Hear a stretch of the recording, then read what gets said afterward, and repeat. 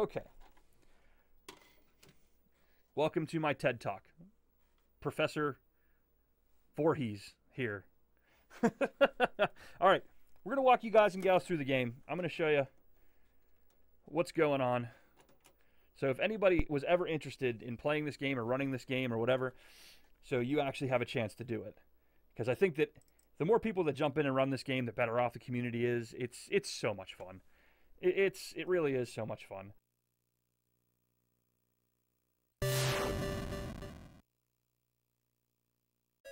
So if you look at the screen right now, you see that there's one cabin in particular that's blinking, okay?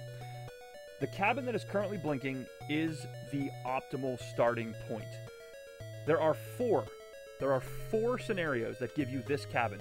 The optimal setup to achieve world record time, the optimal setup to get all that is to have Mark in the cabin that was blinking before, have Paul in the cabin with Jason, and have Chrissy in the cabin on the right of the screen. That's optimal. Now, there's a second part to that. You can get a second seed that makes you think that everything's okay, but instead of Paul in this cabin, it's Laura. Laura is in this cabin. Now, we do not like Laura, because if Laura is in this cabin, that means that Chrissy is not in this cabin. You can still achieve a sub-3 time.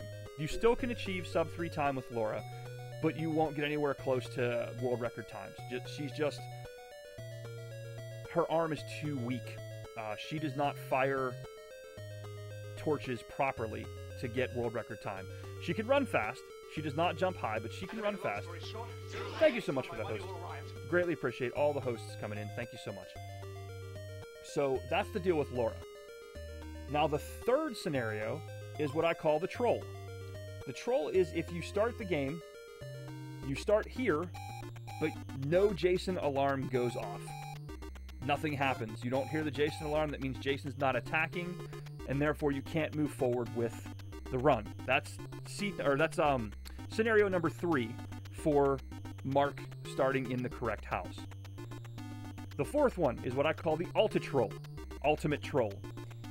And I call it that because you have to play through the first minute and 10 seconds, minute and 20 seconds of the run before you realize that this house right here that's blinking with Paul and Jason, there's nobody home. Nobody's in that cabin because Jason spawned in the upper... Is anybody in that cabin? Hold on. Yes, the cabin that is currently blinking right now, that's what I call the ulti-troll cabin. Jason can spawn up there, leaving no one in the cabin that's blinking on the screen right now. That's bad. That means that you've just played a minute 5 seconds, minute 10 seconds, and that's just an automatic reset. There's nothing you can do about it. Most resets will take you approximately anywhere from 7 to 10 seconds. It also depends on if there's 2 ways you can do it. You can do it this way. You can hit start, and you can scroll over to see where the counselor spawned. That's going to lose you about a second to a second and a half. Okay? Scrolling over to see where the counselor spawns and then hitting start is going to lose you a little bit of time. The way that I do it is not even to look. I just hit start, go, and hope that he spawns in the correct cabin. And like I said, there are visual cues as well. It's not just a blinking house thing. Like, there we go, there's the proper seed. We know Mark's there. So you'll know that you have spawned in the correct place if you're just bypassing the map. If you see the mountains on the right in the background, and you see the trees on the left in the background with the lake. If you see all 3 of those, the lake, the mountains on the right, trees on the left, you're in business. You know, you want to hear that Jason alarm go off. That's detrimental to the run. That's detrimental to the world record route. And that's the intro so far.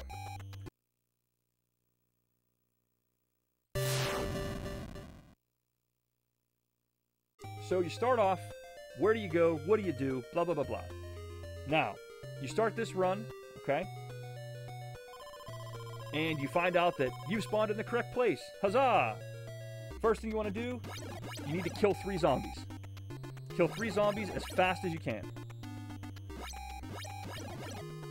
So, after you kill 3 zombies, you're going to jump. This game has a weird way of spawning items. I don't know why, but items spawn in this game when you jump. It doesn't make sense to me, but that's just, you know. So, you're going to see that the lighter is going to spawn. There it is. Now, to spawn the knife, I have to jump. And that is a great knife spawn. So you want to grab both, and you want to go over to this cabin. Okay? So we're going to do that again. So when you start the game, give it a quick look. You know, make sure that the mountains are on the right. You know, make sure you're in the right place. Start killing zombies. I inch my way over to the right because I want to be closer to this big cabin, because we have to go into this cabin. So jump to spawn the knife. Good knife. We're going to go into this cabin. Now, the routing for this cabin is up and right. That's all you're going to do. You're going to go up till the screen changes, hit right. There's going to be a note. This game has like a daisy chain effect. Things in this game spawn other things that happen. So, I'm going to show you what I mean by that real quick. Oh yeah, this is always funny. If I don't reset and I just go back to the save state, it looks like this. It's great. Okay, say I don't grab the knife. Say I just don't... Say I kill all the zombies, but I don't get the knife.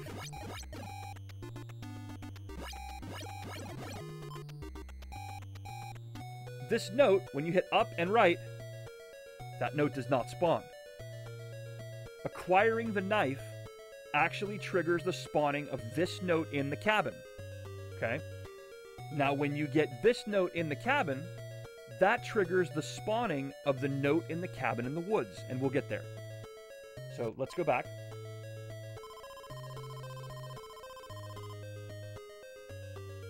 Okay, so let's kill our 3 zombies. Let's inch our way over, inch our way over. I like to stay by this tree. Jump. Great knife. Into this cabin. We're going to go up. We're going to go right. There's our note. So we're going to take our note. The note in this cabin, or just the next cabin you enter? The note is always in this cabin. The note's going to tell us to go into the woods.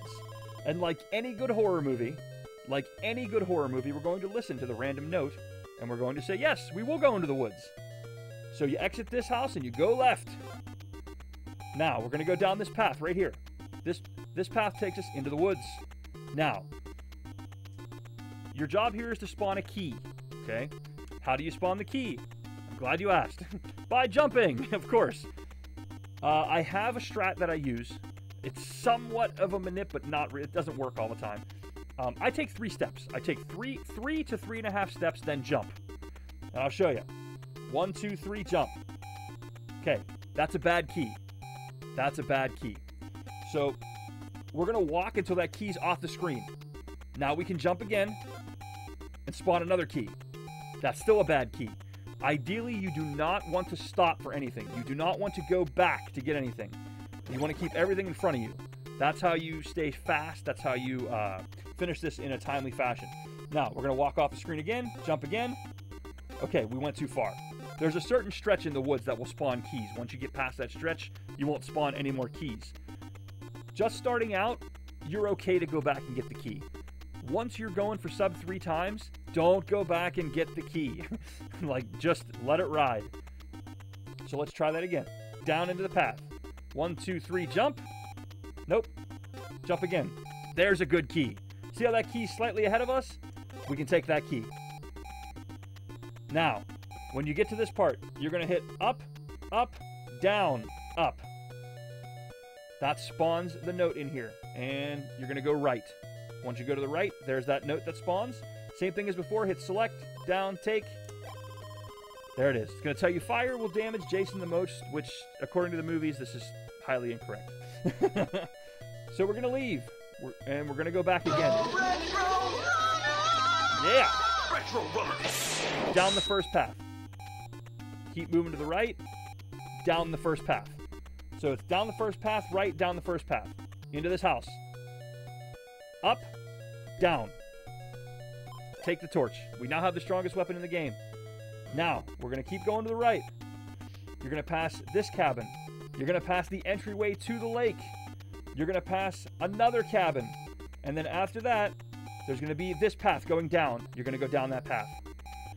Keep going right, and you're going to go into the first cabin. There's Paul. You see that Paul and Jason are both in this house. There is a manip that you can do to get Jason to leave the house, to go outside. It works sometimes. To do that, you're going to hit start. You're going to switch characters to George. Hit start. Hit start again, and go back to Mark. Now, Paul's gone. All you want to do here is just hit down. Now you exit the cabin, and Jason is going to be outside. Okay? Here's the Jason fight in a nutshell. I'm going to make a save state right here. There we go. So the Jason fight in a nutshell on day 1 is up to one thing and one thing only. The minimalization of zombies. The least number of zombies that you can spawn, the faster your day 1 is going to be. So how I do that is I go by the 7-7 method. Okay? Meaning I want to hit him 7 times when I first encounter him. He's going to turn, he's going to run off the screen. I want to hit him 7 more times the second time he comes back. I want to give chase as fast as possible. So 7 and 7. That's how I keep the zombies at bay. Okay? So we're going to go outside. 1, 2, 3, 4, 5, 6, 7. 1, 2, 3, 4, 5, 6, 7. And you noticed you did not see any zombies spawn. There were no zombies that spawned the first and second encounter. Okay? And you go into this first cabin. Now, in this cabin, there's a lot to do here. There's a lot to do here in a short time. So what you have to do is you hold select, okay? You're going to change characters. So you're going to use change first. So now we're Chrissy. We need to pass the torch from Mark to Chrissy. So we're going to hit select, down, and A. There we go. So now we're Chrissy. We have the torch. We're in the same cabin with Mark and with Jason. We need to despawn Mark from this cabin and get Jason outside. How you do that is to hit same thing you did before. Hit start, switch to Debbie. Hit start again, switch back to Chrissy. Hit down. If you're lucky, he's going to be outside now. Sometimes the RNG will still have him spawn right here in this room, and that kills your run. So we're going to go outside, and we're going to mash the crap out of it, and that's the end of day 1. Mash the crap out of it, and that's Jason's dead now. That's day 1.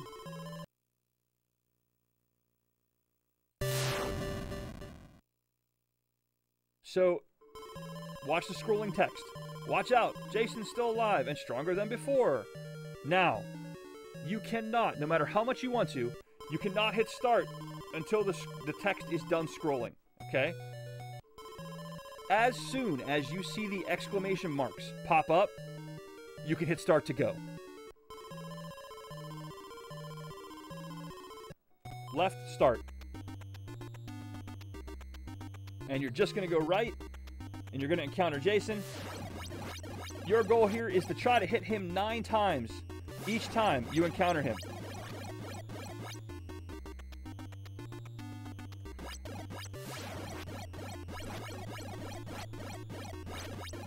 That's day 2. Now, we'll slow that down and we'll go back, okay? And I'll explain what does what and why you need, certain things. And how I approach it. Now, it's different depending on the scenario. Okay, zombie's gonna chase. Watch the fence spikes. 1, 2, 3, 4. As soon as you see the 4th fence spike, start firing away.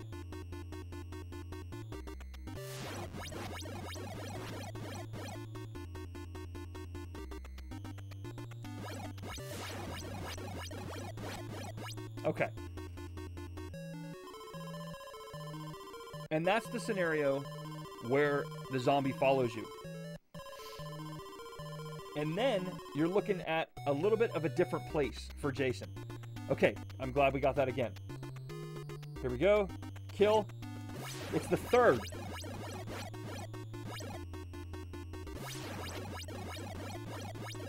So when you get the zombie... Okay, he's gone. So when you get the zombie that walks through you, that does not follow behind you, the zombie that walks through you off the screen, and you get the second zombie to spawn, you're looking at the fence posts. Right after that third fence post is going to be where Jason runs onto the screen. If you have the zombie that chases you and you're running down the path, it's the fourth fence post. Another super important thing to note, okay, is if you want to chase him down, you've got to stay on his tail. Do not wait for him to run off the screen before you start moving. You've got to go, as soon as you see him turn to run off the screen, stop firing. Chase after him. That's the only way you're going to guarantee that he's not going to outrun you.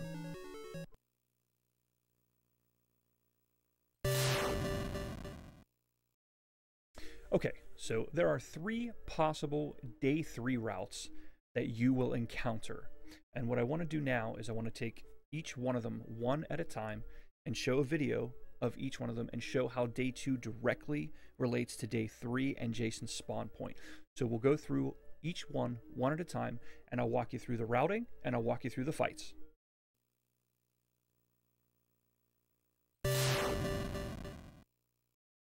Okay, here is scenario number 1. This is what happens when you 3-cycle Jason on day 2 into day 3. Let's go ahead and start with that. And your visual cue is the exclamation marks. Pick Chrissy, go ahead right. You're going to follow the path to the right. And remember, it's the 4th. There it goes. Here it comes. You're going to try to hit him 9 times. Sometimes you can't hit him 9, but sometimes it balances out. Okay, so we're going to take him down on this fight. There's a 3-cycle on day 2. Now your visual cue for day 3 is when Jason's head turns up. You can hit start right after that. You're going to spawn in the same house that you spawned on day 2, so you're going to follow the path to the right. And you're going to follow the first path up to the lake, follow the path to the right again, and follow the first path down to the woods. Now your visual cue for the woods is to go right, watch for the path going up, and then look for the 2 brown trees. It's the second brown tree. And there it goes. So you're going to fire at him. When he runs off screen, you're going to turn left, bring him back. He runs off screen, you're going to chase him down. Now, if you 3-cycle Jason, here is where the fight ends. But sometimes he turns and runs. If that's the case, you take this path down to the lake, and now you have him cornered, and that's the end of the game. And that's scenario number 1.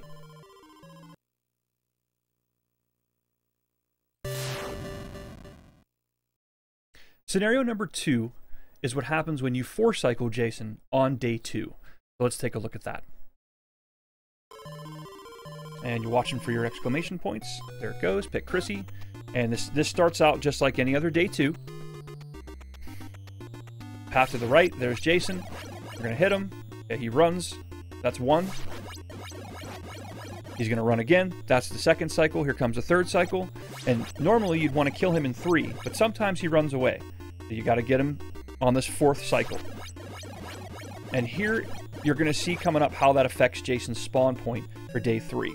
Watch for your visual cue with Jason's head snapping up. And start left, Chrissy. Okay. Now you're going to follow the path to the right again, and you're going to take the first path up to the lake. And all these day 3s have the same routing, where you take the path up to the lake and then the path down to the woods. Now here's where the Jason fight changes. You're going to look for the first tree after the path. And instead of going left, you're going to chase him to the right. He's going to come back. Now you're going to chase him to the right again, but you're going to cut him off at the lake. Take the first path down to the lake. Now he's going to run, and you can just chase him down here. He's going to come back eventually. There he is. And that's scenario number 2 for day 3.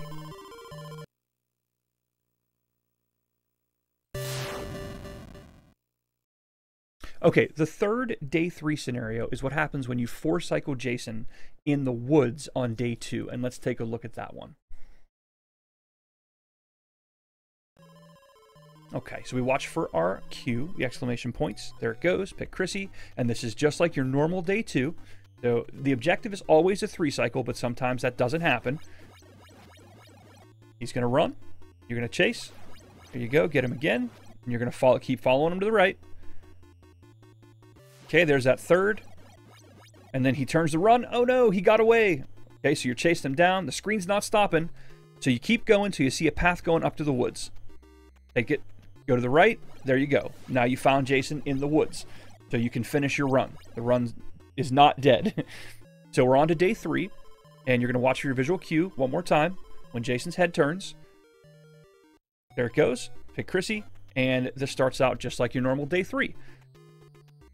Take the path up to the lake. And then you're going to take the first path down into the woods. And be ready because he spawns real quick in the woods. 1, 2, 3, stop. There you go.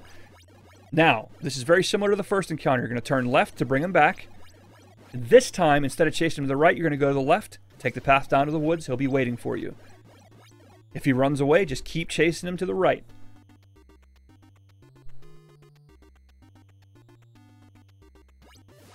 He's going to come back and boom. And that's game. Okay, those were the 3 scenarios that you can encounter by killing him in different spots in day 2 and how they affect his spawn points in day 3.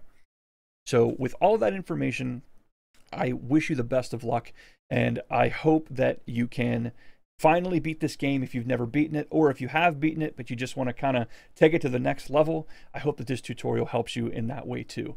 Thank you so much for watching. Take care.